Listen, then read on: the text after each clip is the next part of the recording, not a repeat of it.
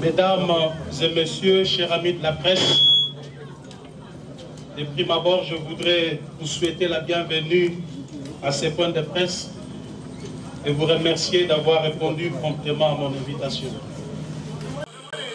Chers chevaliers des micros et de la plume, après un si long moment de silence et de méditation, à la suite d'une série de turbulences émaillées d'actes de sabotage, d'humiliation, d'ingratitude et même de calomnie subies en début de cette année, j'ai décidé ce jour de vous convier en vue d'annoncer à l'opinion tant nationale qu'internationale que j'ai initié une formation politique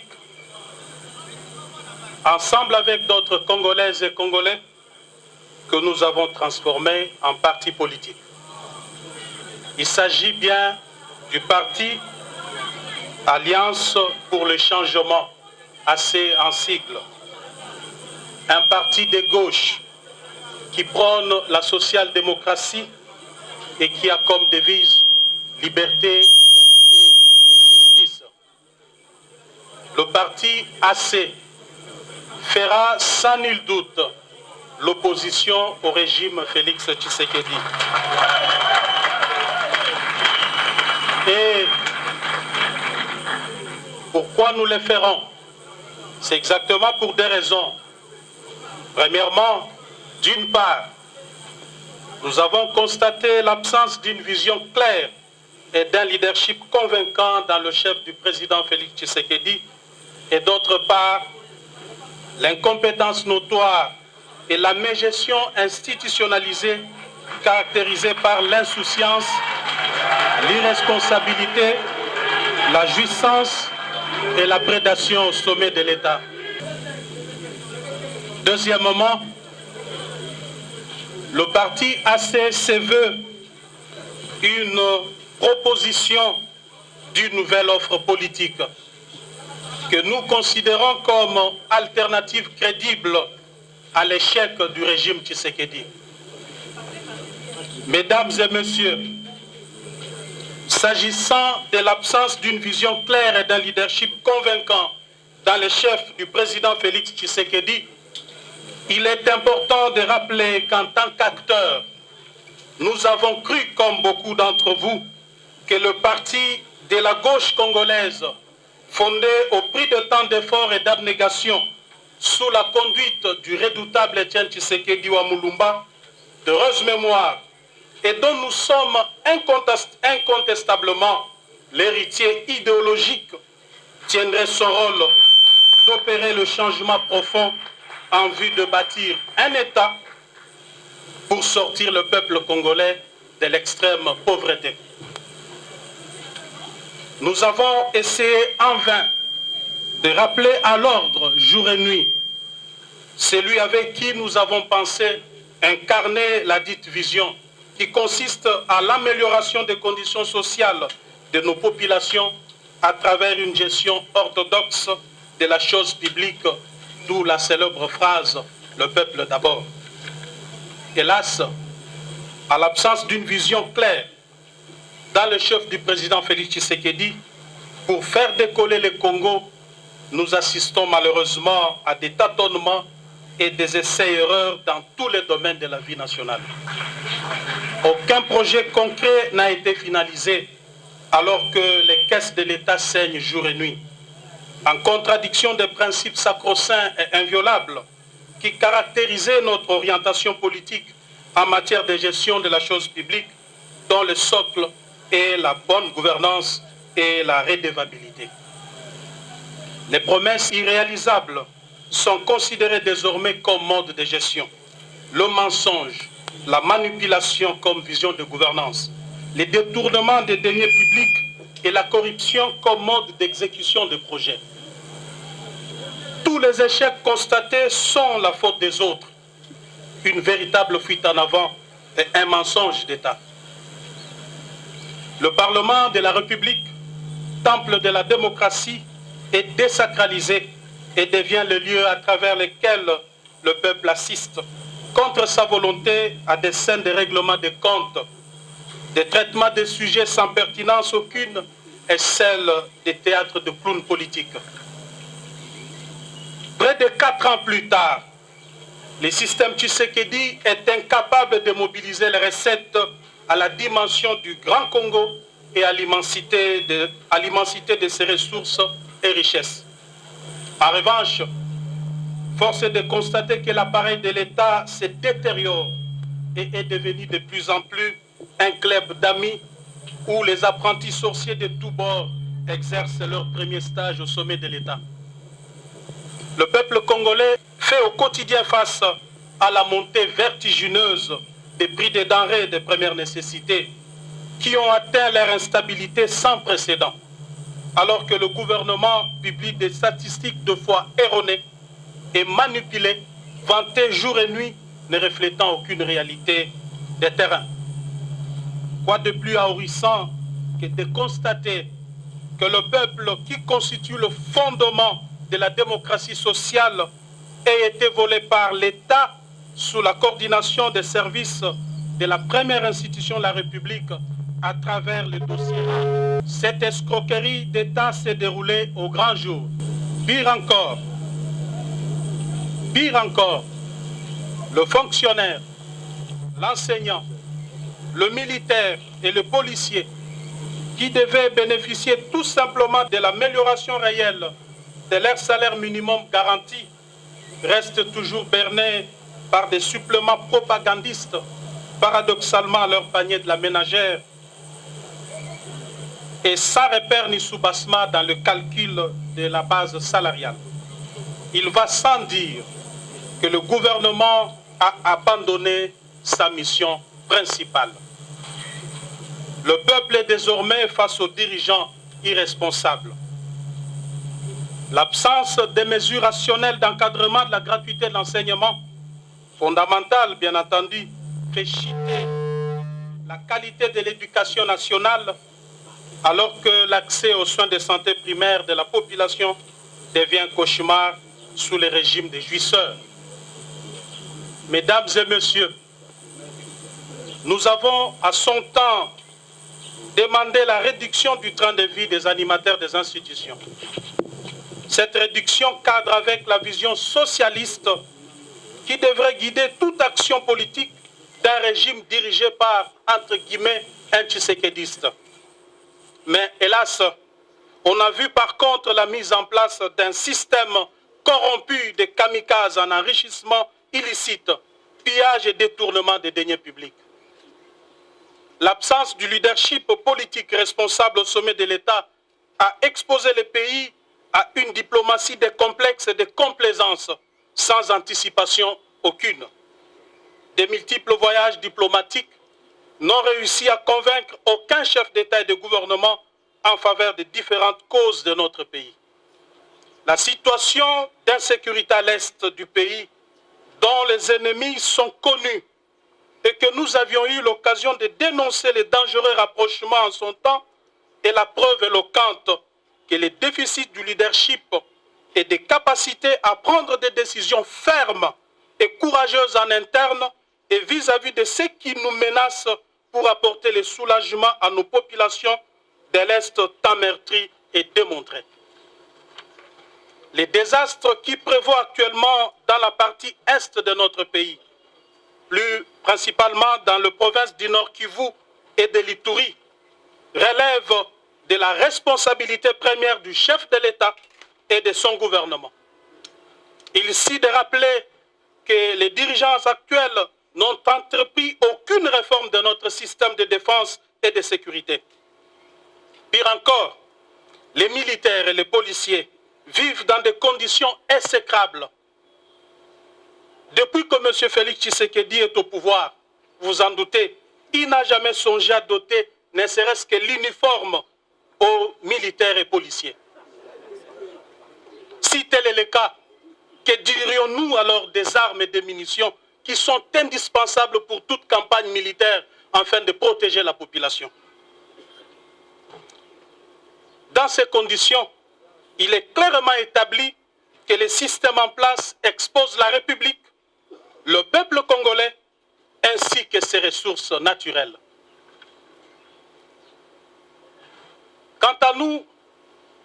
visons l'amélioration des conditions de vie de nos populations à travers une classe moyenne.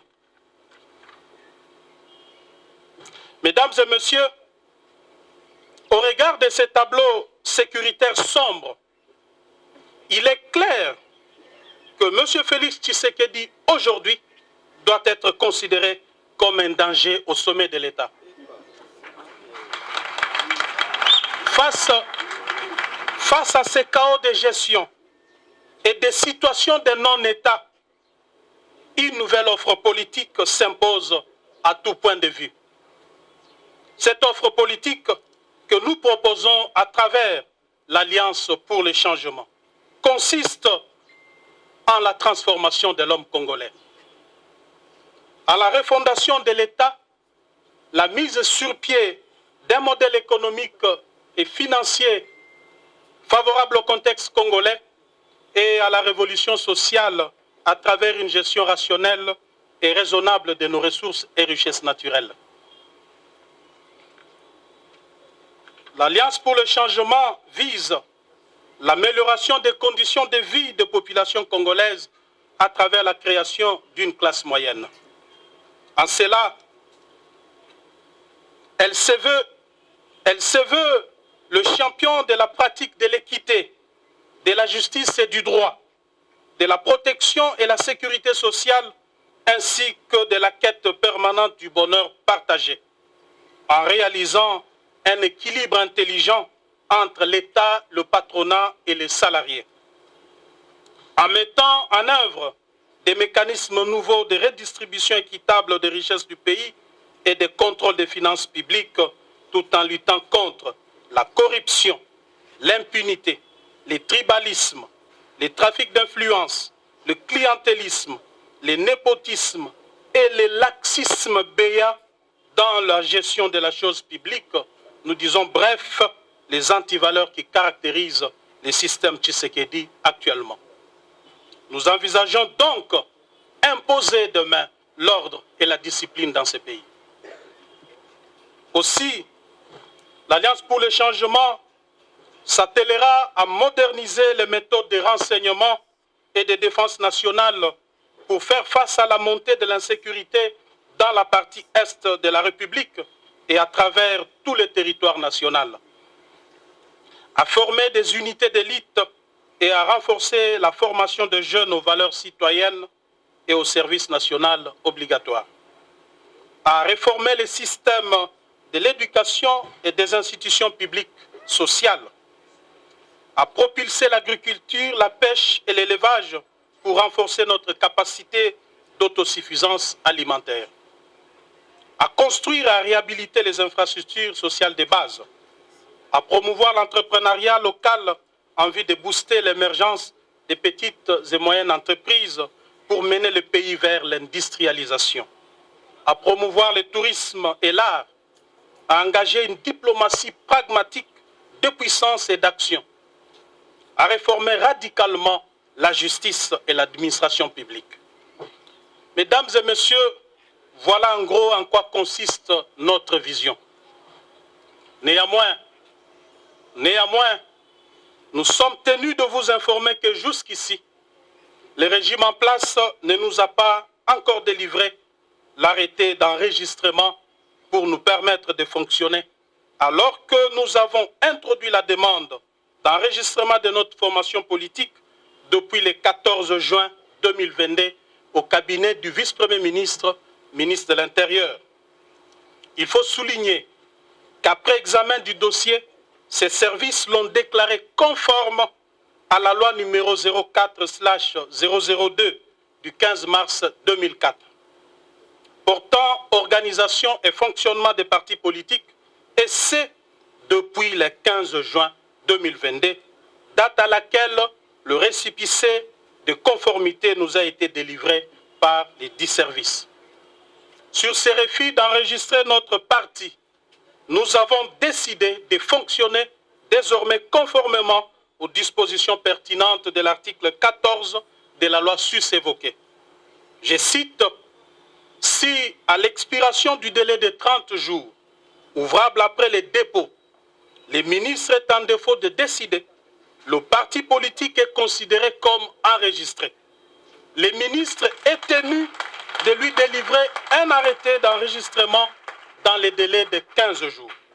À défaut, les récépissé du dépôt tient lieu d'enregistrement. Fin de citation. À ce jour, nous sommes le 18 juillet 2022, soit 34 jours après le dépôt du dossier. Le parti est donc d'office fonctionnel au regard de la loi sur ses voteurs. Mesdames et messieurs de la presse, l'organisation des élections périodiques, démocratiques, libres et transparentes est un gage d'une véritable démocratie car elle respire avec des élections périodiques. À ma qualité de sociodémocrate, combattant de la liberté pour l'instauration d'un État véritablement démocratique, je suis déçu de vous annoncer à travers ces points de presse que le régime Tshisekedi a décidé de mettre en péril la périodicité, la sincérité et la transparence des élections en préparant les glissements ainsi qu'en orchestrant une fraude massive aux prochaines échéances électorales. Le plan consiste en la création de plusieurs partis politiques mallettes dans l'entourage du président Félix Tshisekedi par les membres de sa famille et de ses amis, avec espoir de se voir distribuer des sièges à l'Assemblée nationale et dans des assemblées provinciales.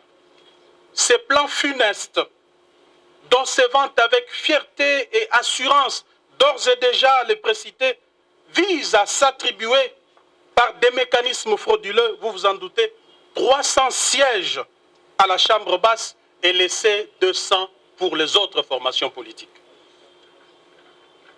J'avais eu le courage en son temps de m'en prendre vertement à certains dans l'entourage du président Félix Tshisekedi pour dénoncer ces plans qui ne cadrent ni avec la vision, ni avec l'idéal pour lequel nous nous étions bâtis près de 4 décennies. J'avais également discuté plusieurs fois avec le président Félix Tshisekedi quant à ces plans, tout en lui rappelant l'épisode noir du carton jaune du 19 décembre 2016. Marche organisée par feu le docteur Etienne Tshisekedi afin d'exiger la tenue des élections dans les délais constitutionnels où Félix Tshisekedi et moi-même étions dans la rue. Ces jours-là, nous avions assisté à un carnage où plusieurs jeunes avaient péri la vie et le soir du même jour, le siège de l'UDPS avait été plastiqué et 7 personnes y périrent calcinées. Cet épisode sombre de notre histoire commune traduisait non seulement notre engagement à l'instauration d'un État véritablement démocratique, fondé sur les valeurs qui sous-tendent toute société moderne, mais aussi le caractère cosmogonique de notre combat au regard du nombre de victimes enregistrées dans nos rangs que nous considérons à juste titre comme des martyrs de la démocratie. Et j'avais dit au président Tshisekedi qu'il n'est pas organisé des élections libres, démocratiques et transparentes dans les délais constitutionnels, en dépit du bilan largement négatif, trahirait notre idéal de combat, détruirait le mythe Etienne Tshisekedi et cacherait sur la mémoire de nos martyrs. Eu égard à tout ce qui précède, mes chers amis, vous allez constater avec moi que les divergences de vues et persistantes étaient de taille entre moi et le président Félix Tshisekedi. C'est comme ça qu'en ces jours, devant vous, je lance un appel au peuple congolais, à tous ceux qui avaient cru dans le combat d'Etienne Tshisekedi, de se mobiliser pour barrer la route à ce régime des irresponsables jouisseurs qui se définit comme antithèse du tshisekédisme. Ne pas les faire à pour risque de pérenniser la souffrance et le maintien de la République dans le sous-développement avec péril de plonger le pays dans une guerre civile inutile. M. Tshisekedi doit désormais savoir que cette manœuvre ne passera pas. Et je m'engage personnellement à affronter aux côtés du peuple cette machination. Parce que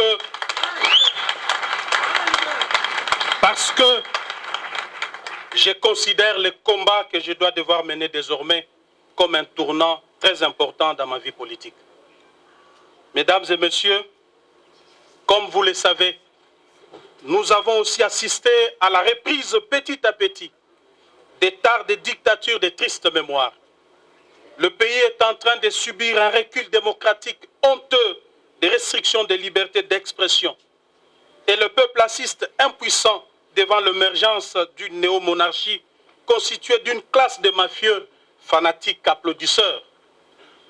On constate la flambée des arrestations des leaders d'opinion et des atteintes à la liberté de la presse avec des intimidations de journalistes dont certains sont contraints à l'exil. Il en est de même de l'usage abusif des services publics à des fins privées, les trafics d'influence par la résurgence des familles et des personnes intouchables, la manipulation de la justice avec des dossiers montés de toutes pièces pour écarter certains adversaires. Et cela, ce sont sans doute des antivaleurs des signes prémonitoires d'une dérive dictatoriale qui se dessine. Pire encore, l'humanisation des services de sécurité est un contrat social conclu avec le peuple. Mais hélas, contrairement à cette grande attente, ils sont utilisés aujourd'hui comme outil de répression, d'intimidation et de rançonnement des opérateurs économiques et des investisseurs étrangers à la manière des régimes passés que nous avions combattus. Au niveau de la gestion de province, le processus de la décentralisation est battu en brèche par le pouvoir en place en y institutionnalisant un clientélisme et une corruption à grande échelle.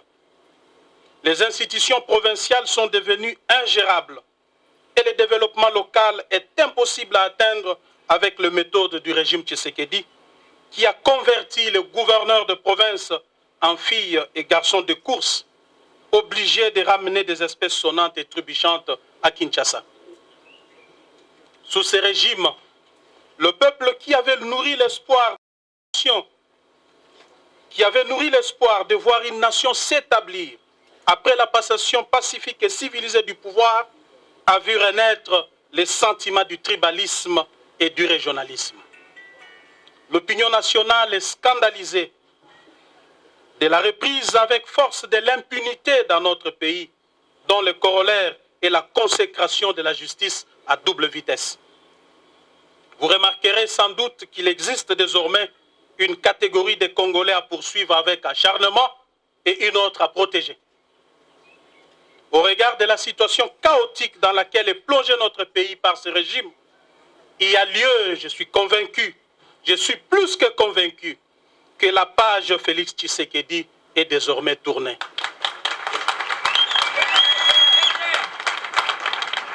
Quant à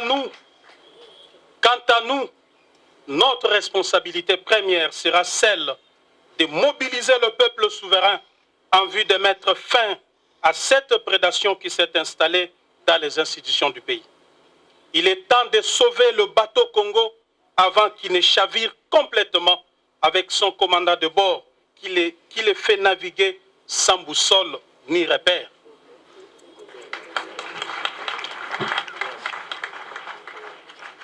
Dans un monde en total bouleversement, dans les décombres d'une gouvernance au rabais, dans un paysage politique mouvant dans lequel tout est incertain, tout est sans cesse remis en question, nous devons imposer une révolution contre la prédation et l'amateurisme au sommet de l'État.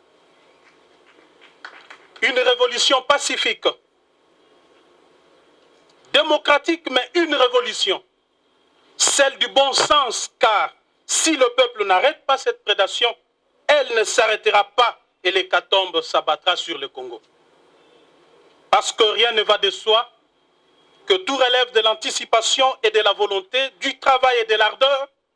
L'avenir n'est pas ce qui va arriver, mais ce que nous allons faire ensemble. Pour terminer, nous voudrions préciser que nous ne réglons de comptes à personne et nous ne comptons mener une guerre à personne. Nous ne réglons que des problèmes de la RDC pour laquelle nous sommes désormais résolument engagés. J'ai saisi d'ailleurs cette occasion pour remercier de tout cœur ceux qui m'ont soutenu pendant le moment de tumulte et d'agression injuste que j'ai subi. Toutefois, je dois leur rassurer que de tous ces événements, rien ne m'a ébranlé. En revanche, je les ai transformés en énergie nécessaire qui m'aidera à faire face à l'adversité dans le nouveau combat que je suis appelé à mener désormais aux côtés du peuple congolais au sein du parti Alliance pour le changement. Il faut un nouveau leadership à tout prix pour la RDC. Ainsi, je pardonne à tous ceux qui m'ont fait tant de mal. En même temps, je demande pardon à tous ceux qui se sont sentis offensés par mes actes et mes décisions politiques.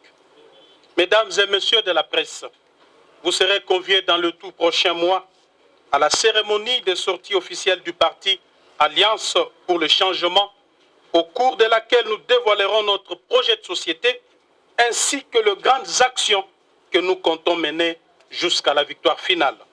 À présent, je me mets à votre disposition pour répondre à toute préoccupation liée à l'objet de notre point de presse de ce jour. Je vous remercie.